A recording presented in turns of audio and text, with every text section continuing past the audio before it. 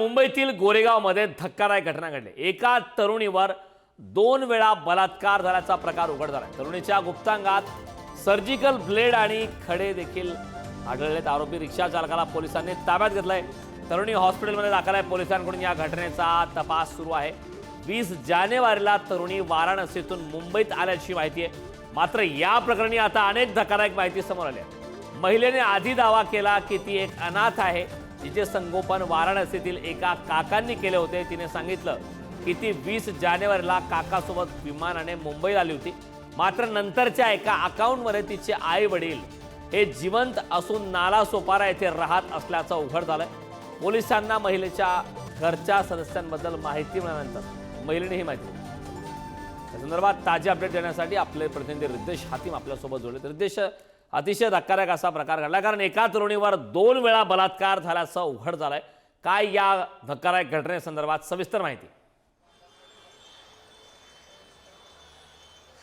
नक्कीच आपण कारण पाहिलं तर एक धक्कादायक घटना मुंबई परिसरामध्ये घडली। मुंबईतील राम मंदिर स्थानकाजवळ एक महिला आहे, ती बेशुद्ध अवस्थेत सापडली होती। त्यानंतर वंदराई पोलिसांनी त्या महिलेला जवळच्या रुग्णालयामध्ये दाखल केलं। दाखल केल्यानंतर त्या महिलेकडून सांगण्यात आलं की माझा जो बलात्कार झाला आहे आणि डॉक्टरांना देखील त्यांच्या ट्रीटमेंट दरम्यान त्या महिलेच्या शरीराच्या आतमध्ये प्रायव्हेट पार्टमध्ये आपण बोललं गेलं तर ब्लेड आणि काही दगड आहे ते सापडलं आहे। त्या महिलेची थोडी तब्येत सुधारल्यानंतर पोलिसांनी त्याची चौकशी केली तेव्हा तिने सांगितलं की माझा बलात्कार झाला आहे।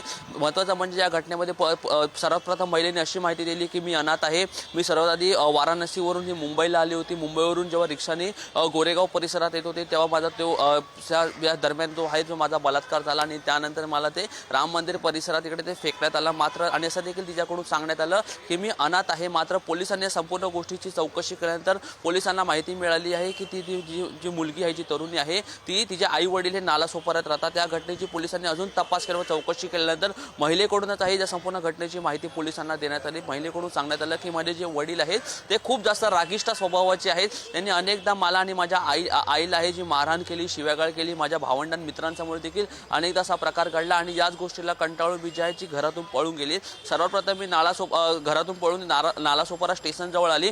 तिकडे एका रिक्षावाल्याला भेटली। रिक्षातून जात असताना तिने संपूर्ण जो हा प्रकार आहे त्याबरोबर आत्महत्या करण्याचा विचार ठेवला। संपूर्ण घटनेची माहिती आहे ती रिक्षावाल्याला दिली। रिक्षावाल्याने तिला शांत करण्याचा प्रयत्न केला आणि त्यानंतर महिलेचा असा आरोप आहे की त्या रिक्षावाल्यासोबत ती अर्नाळा बीचजवळ गेली। अर्नाळा बीचजवळ असताना त्या रिक्षावाल्याने त्या महिलेवरती जो बलात्कार केला असा आरोप आहे ते महिलेकडून करण्यात आला आहे आणि त्यानंतर ते महिला ही जी राम मंदिर परिसरात बेशुद्ध अवस्थेत जी सापडली। महत्त्वाचं म्हणजे पोलीस सूत्रांकडून अशी देखील माहिती मिळत आहे की असाच काही घरातून पळून जाणं व असं काही खोटं बोलणं महिलेने आधी देखील केलं आहे आणि या संपूर्ण गोष्टीचा त्या अँगलने मुंबई पोलिसांकडून देखील सध्या तरी जो तपास आहे तो सुरू आहे। त्याचबरोबर जो रिक्षावाले ज्या मुलीकडून जो दावा करण्यात आला होता की ज्या रिक्षावाल्याकडून जो बलात्कार करण्यात आला त्या रिक्षावाल्याला सध्या पोलिसांनी ताब्यात घेतला आहे आणि त्या रिक्षावाल्याचा देखील पुढील तपास आहे तो एकंदरीत सुरू आहे।